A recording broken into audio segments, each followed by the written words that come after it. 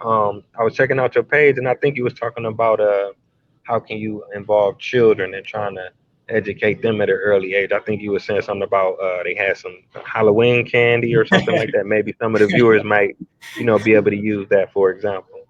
Yeah. So, I have a lot of family in the military, and one of the things that they say is they use the rule of six. So it has to be easy enough that a 6 year old can understand it.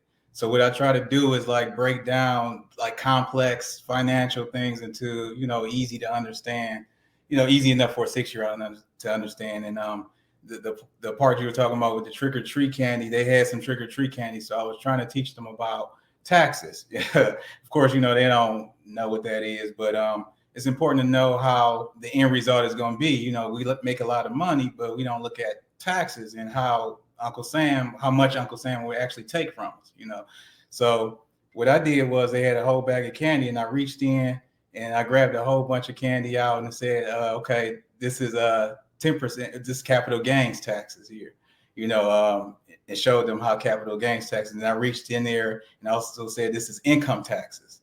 And it kind of broke it down to, how Uncle Sam, if you have a whole bunch of candy, which is money, at the end of the year, you have income taxes to pay. So that's when I grabbed the candy out to show them, this is how much, if you have this much percentage, this is how much income taxes will be. And then if you have investments, a lot of times we look at the growth of the investments, but we don't actually look at how it's going to be taxed, and that's called capital gains taxes.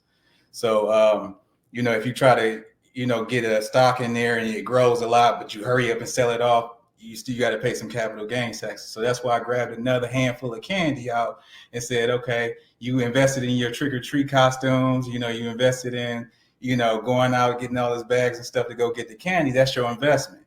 Now here's capital gains taxes because you plan to eat it all at the end of the year. In other words, you plan to sell it all by the end of the year. So this is capital gains taxes. So I just try to find like little stuff like that to kind of, hit home. And, now they don't like Uncle Sam. So,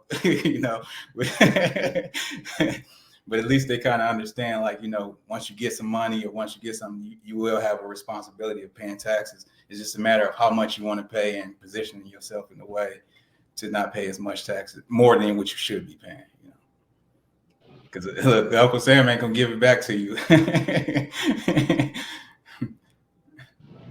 Oh yeah, no doubt. Definitely got to pay them taxes, but that's very important to get them involved at a young age because, like you mentioned, capital gains. I bought my first house when I was like 22.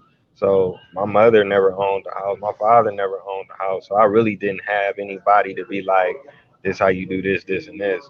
So I missed out on a lot of deductions. Then, like you say, if you don't pay a certain amount, you may have to pay interest because now you owe. So if you teach them at a young age, like you gotta pay these taxes, you can do this and you can do that, then it'll save them a lot of trouble in the end. So I think that's very creative, and a lot of parents, they want to figure out a way to kind of break it down so a 6 year old can understand it. You know what I'm saying? Sometimes Yeah. we need that as adults. You know what I'm saying? Oh, absolutely, man, absolutely. Because most financial professionals, they talk all this jargon and stuff, and the average person won't really understand. And then you signing your life away, and then at the end you find out, hey, that's what I signed. So yeah, man, it's got to be easy enough to understand because you got to know what you're getting into with this stuff. Oh yeah, no doubt. I was checking out your page again. I see some of the stuff you post, and you were talking about financial, was it financial growth and investments and stuff like that? Can you talk a little bit more about that? About how people can, where do they start? Outside of contacting you and getting, a thorough breakdown of it, but just for the viewers, like which direction do you go if you want to get your finances in order? You want to invest, you want your money to grow, you want, Yep. Yeah, good question, man. I always say, as a race, black people, we always put ourselves at the end of the line when it comes to getting paid. We get a paycheck, but Spectrum got to come first, Apple got to come next, this one got to come, this, and then you at the end of the line. So you end up living a paycheck to paycheck type lifestyle. What I try to do is get you to the front of the line to pay yourself first, and then another thing that one of the roadblocks that we have, because to be honest with you, we all make somebody making 50,000 a year with a 3% inflation would make over 3.7 million in 40 years in a 40-year career. So it's not a matter of if you're gonna be a million, make a million. It's just a matter of how much of that you're gonna keep. You know, so one of the roadblocks is like we spend a lot of money on cars, and I'll give you an example of some stuff that I learned from a couple wealthy clients that I did. But cars, and we get divorced a lot, and those two are big setbacks in our community. Um, and the example that I was going to give you as far as buying cars, this is one wealthy guy did. He likes Ford trucks, so he wanted the Ford Lariat, with the decked out, the leather seats, all the bells and whistles, and all that good stuff. The new model, the 2022 model, he wanted costed 80,000, right? However, same Ford Lariat, just a couple years, 2 or 3 years off, 13,000 miles on it. He say it cost him about 55,000. So the extra 25 to 30,000, what they do is invest that. And if you invest 30,000 and get a 6% return on it, that's small. You can get more than that. 6% return on 30,000 over 40 years, you get over 200 and something, about $232,000. And that's just that. You know what I'm saying? Now think about how many cars we done bought trying to floss, look good, and all that stuff in our lifetime.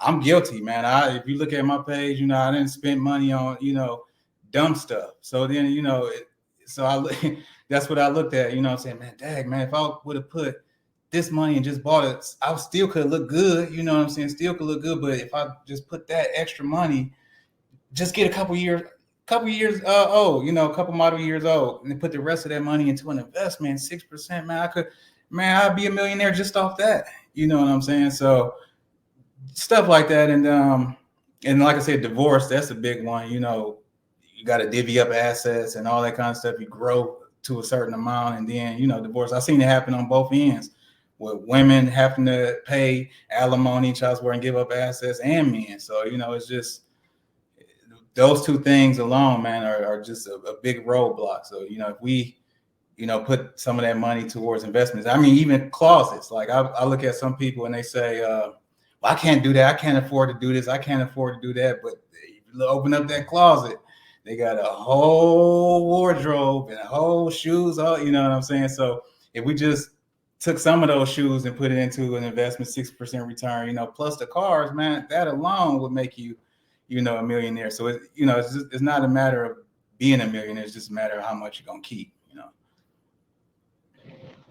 Yeah, man, most definitely. I used to be car crazy too. It's like you say, it's a big thing in our community, but it's like to the point where, like you said, we'll spend $2,000 on some rims, but you be like take that 2,000 and invest it. You be like, no, I can't do that. I can't afford it. You got $200 shoes on, $100 pair of jeans on, $100 shirt. You got the earring, you got the necklace, $500 phone, got the $50 hat.